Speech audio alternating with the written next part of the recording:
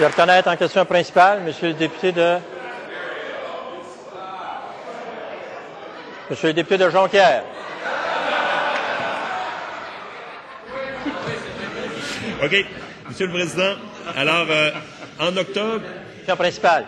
Oui, merci. En octobre, nous avons questionné la ministre des Ressources naturelles sur les actions qu'elle entendait prendre auprès d'Hydro-Québec, afin qu'elle respecte sa politique d'achat dans tous les contrats, mais en particulier dans ceux qui assurent l'achat de câbles au Québec.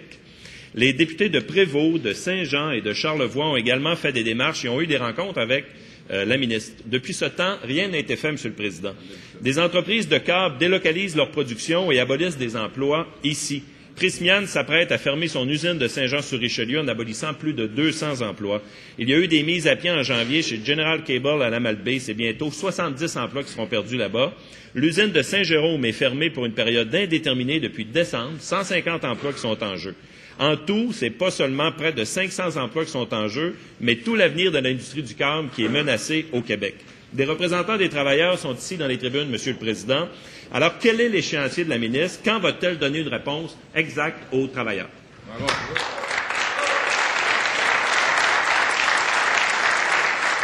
Madame la ministre des Ressources naturelles.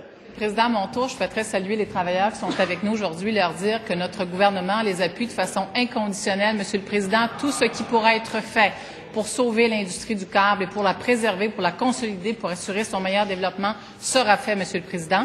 Depuis la dernière fois où on m'a questionné ici en Chambre sur cet enjeu, j'ai eu l'occasion de rencontrer des représentants des travailleurs de Prysmian, également des usines de General Câble, également M. René Roy de la FTQ, 3 novembre dernier. 9 décembre, j'ai eu l'occasion de discuter avec le député de Richelieu, le maire suppléant de sa ville, Monsieur le Président, de même que des représentants socio-économiques. Pas plus tard que la semaine dernière, j'ai rencontré la chef de l'opposition avec, donc, Monsieur le Président, des représentants de l'usine de la Malbaie, de General Câble, qui sont dans son comté.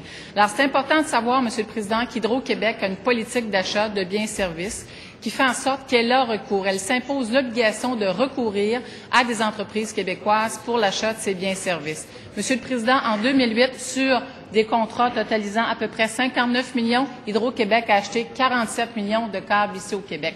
J'ai demandé, Monsieur le Président, à la haute direction d'Hydro-Québec de rencontrer la haute direction de General Câble pour faire le point sur la question et s'assurer, Monsieur le Président, que les suites qui soient données le soient au bénéfice